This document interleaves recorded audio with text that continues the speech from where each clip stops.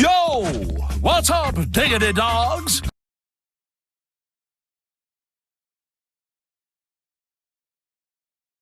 You're watching Fugitive Red-Eye, and we have another top 10 video, although this one's a top 15. And there's also going to be a ton of honorable mentions, but we're going to be talking about underrated cartoons. Now, there's a mixture of things on this list that are both considered bad by a lot of people, which I think is unjustified, or at the very least, disproportionate, as well as ones that get overlooked. So it's not just all ones that are hated, but also some that are overlooked. One of the things I had to kind of decide with this is what would count as a cartoon. You know, things like stop motion and puppets and things like that. What counts? I decided that stop motion counts because it is a form of animation, but puppetry does not count because it is still live action and it's not animated. It's just made with puppets. Nevertheless, those aren't as relevant as you might think by what I'm saying here. It's mainly going to pertain to honorable mentions, but I thought I'd get that out of the way here at the start. Without further ado, let's just jump into the list. Number 15. So yeah, first off, we have 12 Ounce Mouse. Now, 12 Ounce Mouse is a show that admittedly I haven't seen in a long time. It's obviously very poorly drawn, but that's obviously intentional. But it's a show that gets overlooked a lot and also hated on by anyone who talks about it most of the time, which I always found weird. I thought it was a really fun Adult Swim show that had a very similar sense of humor to things like Aqua Teen or Metalocalypse, where it's very absurdist and, like, nonsensical. Also had a bit of the dry, deadpan humor that shows like, say, home movies and such had.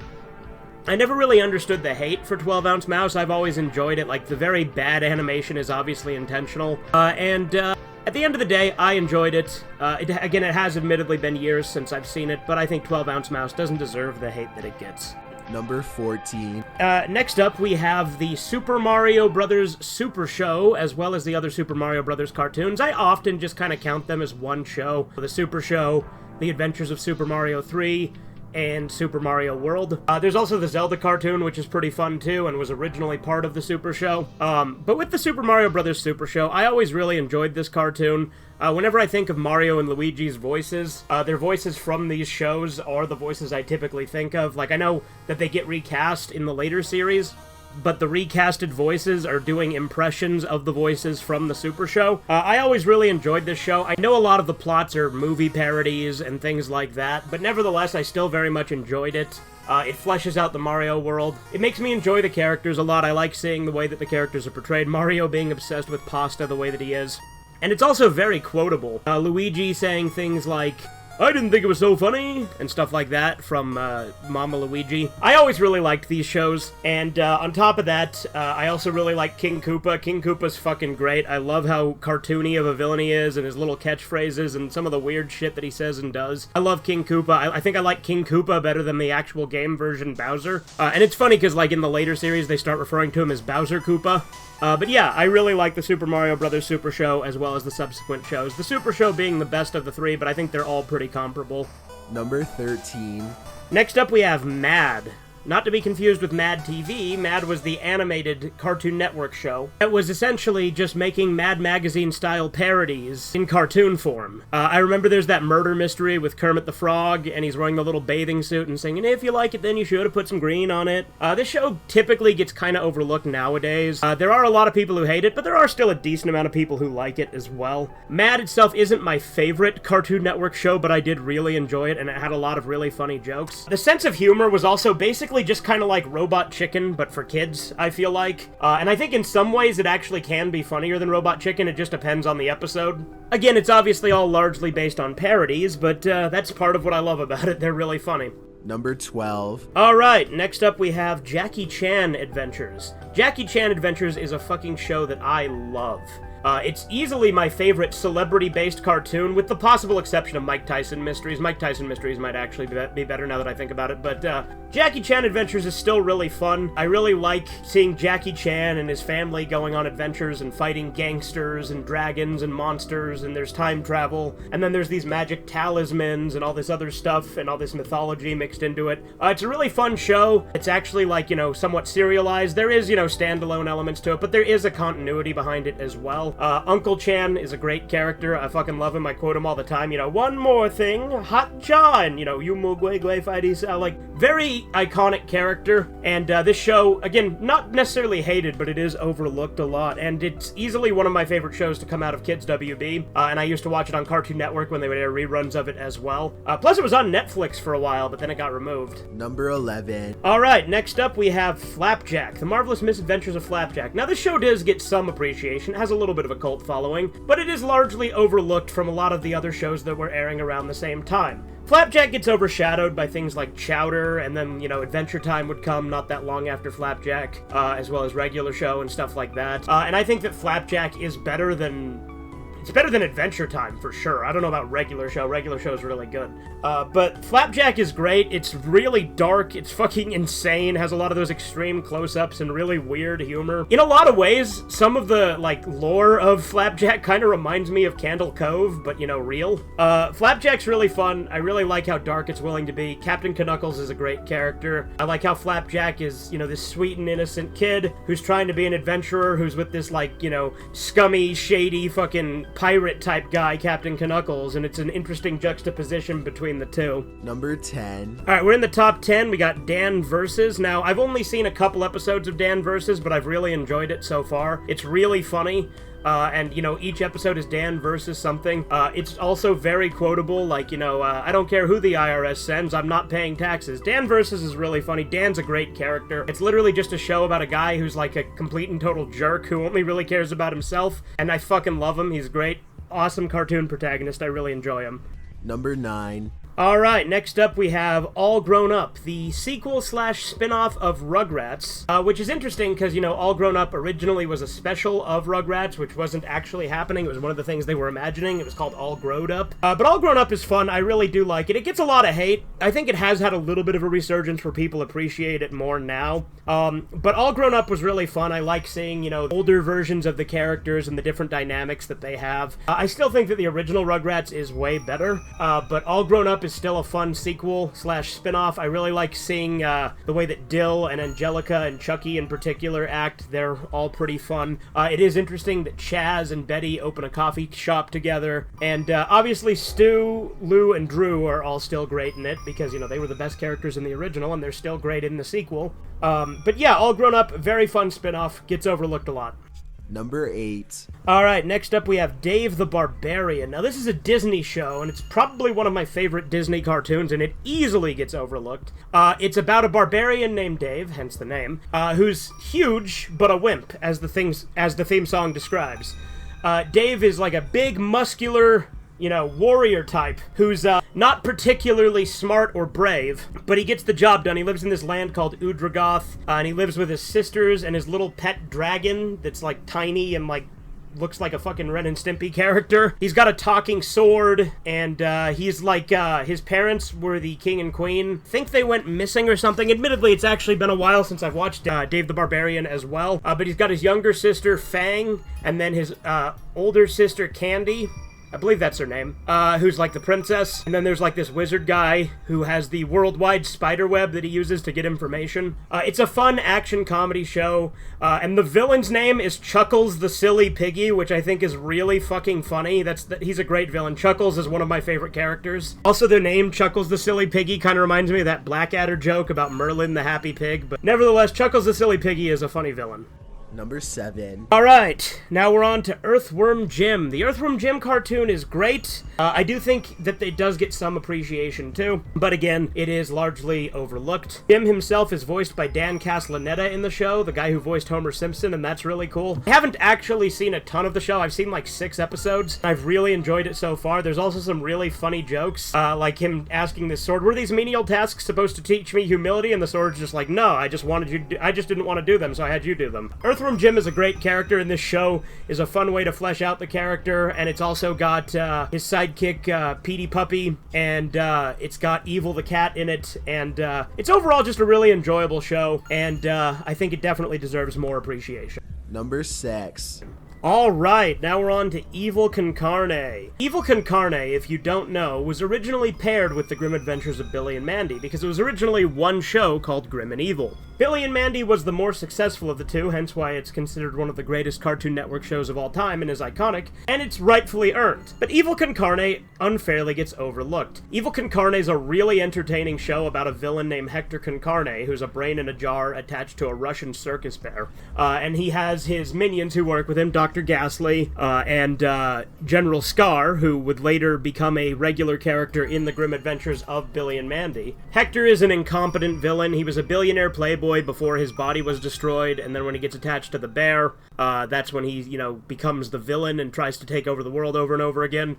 He's got his enemy, Cod Commando, who's just a fish that literally just says blah blah blah, like that's all he can say. Evil Con Carne is probably not as good as Billy and Mandy, and I would fully admit that, but it's not that far off. Evil Con Carne is really funny. It's an incompetent villain constantly fucking up with these crazy schemes to take over the world, and it has a lot of really memorable characters, and on top of that, like I said, it's in the same universe as Billy and Mandy. Like, the characters do cross over from time to time within both of the segments. Also, Hector has this son from the future named Destructicus Con Carne, who's actually a hero and tries to get Hector to change his ways. But anyway, it's a really good show, and it's unfairly overlooked because Billy and Mandy was a lot more successful. Number 5. Alright, next up we have Frisky Dingo. Frisky Dingo is from the same creators that did Archer and C-Lab 2021, both of which are probably much more successful than Frisky Dingo, especially Archer. But once again, it's another show about an incompetent villain trying to take over the world. I didn't actually put them back to back on purpose, it just kind of worked out that way. In the case of Frisky Dingo, it's this villain named Killface, who doesn't even seem particularly evil other than he wants to take over the world. The humor is also very absurdist. It's very much got that Adult Swim sense of humor, hence why it's an Adult Swim show. There's also this guy that pretends to be Asian in it, whose catchphrase is, "What the hell, damn guy?" which you probably noticed gets quoted at least somewhat frequently on my channel.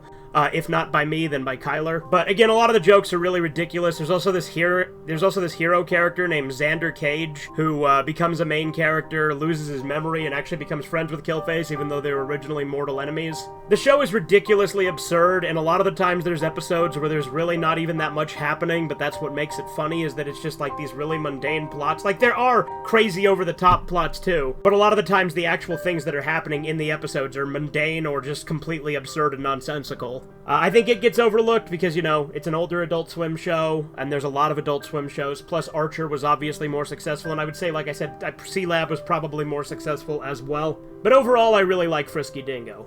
I've even used, clips of it in my random snack reviews. Number 4. Alright, now we're on to Dilbert. Dilbert is fucking great, and it's a show that often gets overlooked. It does somewhat have a cult following as well. It's based on the newspaper comic of the same name, as you could imagine, but the show is a lot more absurd than the comic. It is workplace comedy, but dialed up to 11, like it's really extreme and ridiculous and over the top with the stuff that happens in it. Daniel Stern voices Dilbert, which, by the way, is perfect casting. Like, the casting in this show is great. The pointy-haired boss is easily my favorite character. He's much more, like, malicious and ridiculous and over the top in the cartoon than he is in the comic. But this show, the network it ran on was an obscure network that aired it at bad times, and it almost feels like it was intentionally sabotaged. Like, it got fucked over a lot, hence why it never even got a second season, although the first season is 30 episodes, so it still has a good amount of episodes. But yeah, the pointy-haired boss is iconic, and there's also that really funny joke where Dilbert's dad is missing because he went to an all-you-can-eat buffet but never left because he didn't have all he could eat.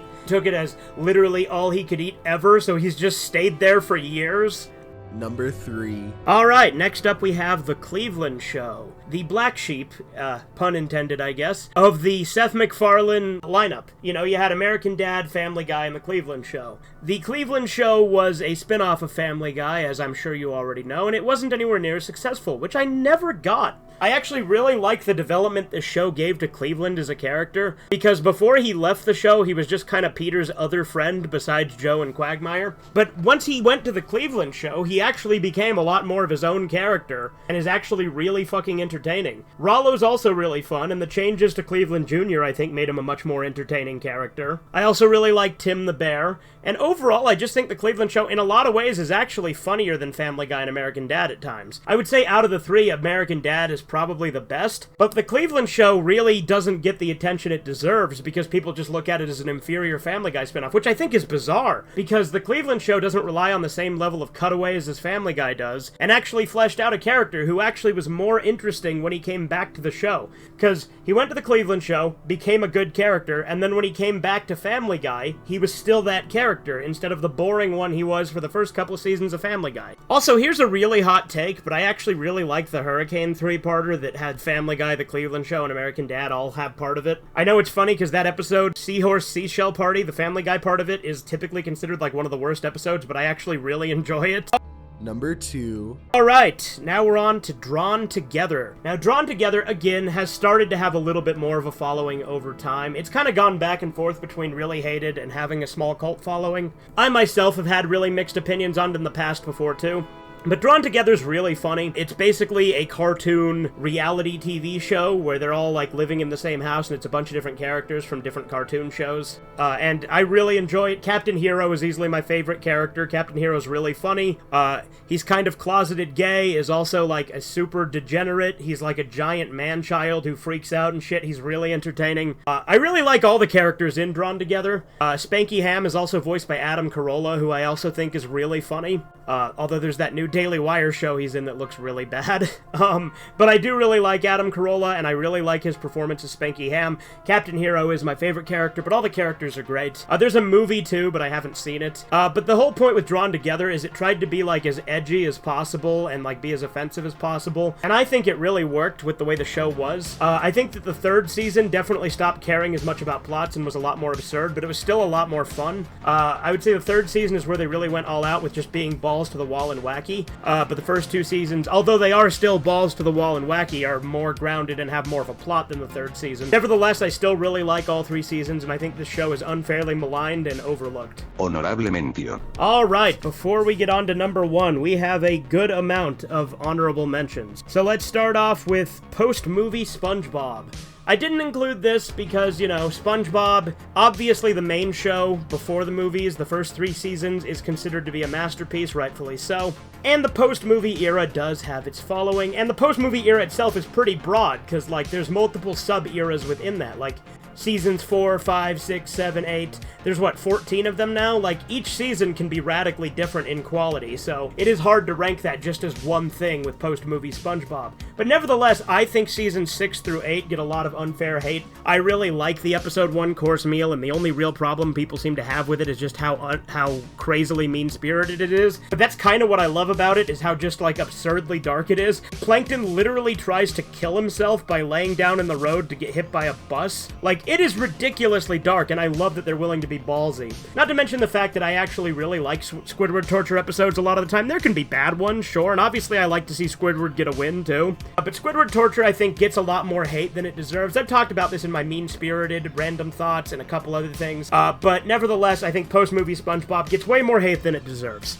Next up, we have Family Guy and American Dad. I just put them as one honorable mention. The seasons obviously vary in quality for both of them. Family Guy is very lazily written, but it's a fun show to turn your brain off to and just kind of enjoy. Like, the cutaways are, like, ideal for just watching it in clip format as well, since the vast majority of jokes don't actually tie into the episode and are just cutaway jokes. American Dad has less of this problem because it doesn't really do cutaways anymore. It kind of did in the first season. Obviously later seasons of Family Guy and American Dad can be pretty bad too, but I still kind of like them more than like modern Simpsons or even South Park to a degree.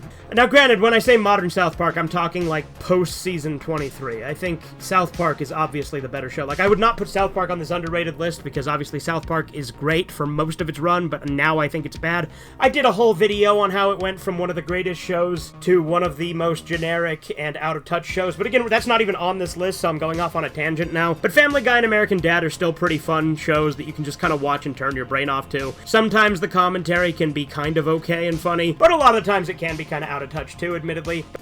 And by kind of out of touch, I mean Seth MacFarlane's really fucking out of touch and has some really dumb opinions, so I kind of undersold it there. Seth MacFarlane can be pretty fucking retarded. But Family Guy is still willing to be edgy and over the top, and that's something that I respect about it, especially in this day and age. Although they did recast characters, you know, because, of course they did. Because every cartoon character has to be voiced by the person of their race now, right? It's fucking stupid. Nevertheless, I still really like Family Guy and American Dad. Next honorable mention we have is Mr. Meaty. Mr. Meaty would absolutely be on this list if I didn't decide that puppetry wasn't a cartoon. Mr. Meaty is one of the most underrated Nickelodeon shows. I don't understand the hate for it at all. People are like, oh, the puppets are creepy. but that's part of the charm of it. Mr. Meaty's really fucking funny. I really enjoy watching Mr. Meaty. But again, it's not on this list because I didn't count it as a cartoon.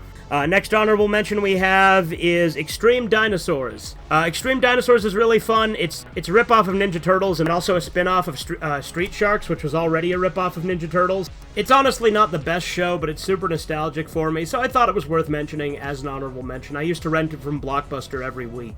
Next honorable mention we have is Lilo and Stitch the series. I really love this show. It gets overshadowed by the movies, but I don't think it's necessarily hated. I think that everyone who watched it agrees it was pretty good, so that's why I didn't make this list. Lilo and Stitch the series is really fun. Next honorable mention I'll bring up is The Nut Shack. It's not good. I'll admit that. It's definitely not good. The animation is terrible. The voice acting is terrible, the writing is terrible, but I do like how willing to be edgy it is, and I do think that there are some episodes that are actually better than others. The second season, I think, is actually a drastic improvement. Nevertheless, it is still pretty bad. I just think the reputation it has as, like, one of the worst shows ever is maybe just a little bit exaggerated. Again, not a great show, it's not good, but I just thought it was worth mentioning. Alright, and the final honorable mention, which I'm sure will drive some people nuts that this isn't even on the list, but I'll explain my reasoning. And that is Moral Orel. Moral Orel is one of my favorite shows. It's easily in my top 5 favorite TV shows of all time. I fucking love Moral Orel. But the reason it is not on this list, even though I had established that stop motion does count, even though this is the only stop motion one on this list and it's only an honorable mention, I don't think the show's really all that underrated. Most people love it. Like, was it overlooked by the network? Was it unfairly canceled? Absolutely. But its following that it has in recent years is great. Most people agree Moral Orel is fucking great. Maybe it's a little bit overlooked by some of the more mainstream outlets, but even then, I hear normies talking about this show all the time. Pretty much everybody agrees Moral Orel is great. That's why it's not on the list, even though it is absolutely one of my favorite shows of all time. But it was recommended to me by multiple people when I asked for what people think are underrated cartoons, so I included it as an honorable mention, even though I don't think it's underrated. I think it gets the appreciation it deserves in this day and age. Now, granted, there was a time that it was underrated, absolutely, and the network fucked it over. Number 1. Alright, now this should not shock you, but Ren and Stimpy, the adult party cartoon, is the top of this list. Of course it fucking is. I've been going on about it. I've been on a Ren and Stimpy binge, and this show is easily one of the most hated shows of all time. And obviously, I think that's unfair. I think the show's actually pretty good. I think there are a couple of things that are obviously flaws with it, but I think a lot of people's issues come with it being mean-spirited, or come with the controversy surrounding its creator, things like that. But the show itself I really enjoy. There's one episode I don't like, and that's Onward and Upward. There's a lot of stuff I don't like in some of the other episodes, like Stimpy's Pregnant has a few things that I really don't like, but I ended up liking it more than I thought last time around. Like I said, I did a whole review on this show, so you probably already know what I think about it if you've watched this. Nevertheless, I think it's the most underrated cartoon of all time because it is so radically hated. Like, everyone hates this with such a passion. People act like Ren Seeks Help is like the worst thing ever when it's literally the best episode of this show, and if someone has watched all of the episodes of this show and comes to any other conclusion, then that just doesn't make any fucking sense to me, because all of the other episodes have worse stuff in them that I don't like, even though I do like most of the episodes of this show. But Ren Seeks Help is fun, it's delightfully sadistic, and there was actually going to be like a prequel episode to it called Life Sucks, which I've watched what audio and animatic exists of it, and by the way, if that had got finished, I genuinely think that would have been the best episode of Ren and Stimpy overall. Currently, I rank Ren Seeks Help as my personal favorite Ren and Stimpy episode overall, which is already a super hot take, but I think Life Sucks would have easily surpassed it. The stuff that exists so far of it is really, really entertaining, and doesn't have a lot of the flaws that Adult Party Cartoon did have. Like I said, is this show flawed? Absolutely. I think it probably would have gotten better as it went on, because some of the episodes they had planned were really cool. Like, again, Life Sucks probably would have been my favorite Ren and Stimpy episode overall. There was also an episode called The Big Switch that was going to be a follow-up to Ren Seeks Help. I actually like that there were 3 episodes kind of having an arc with this, because Ren Seeks Help is my favorite Ren and Stimpy episode, so having a 3-episode arc sort of revolving around it is very out of character for Ren and Stimpy, but it's a welcome change to actually see that. Not to mention there's a lot of stuff I love in this show, like Ralph Bakshi's performance in Fire Dogs 2, and I love that Altruist is just an entire episode of gags. I honestly don't know how people can hate Altruist so much. I know it's long, but fucking cope. Like, just because it's long doesn't mean it's bad. There's plenty of YouTube videos that are way longer that people are just fine with.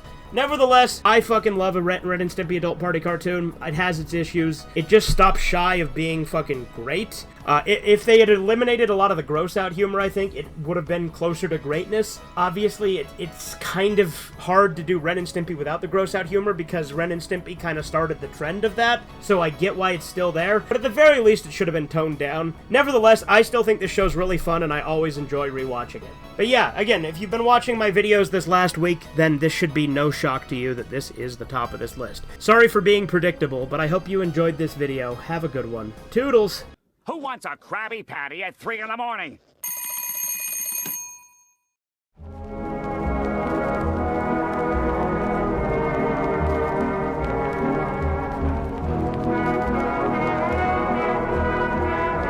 Subscribe to Fiji Red Eye.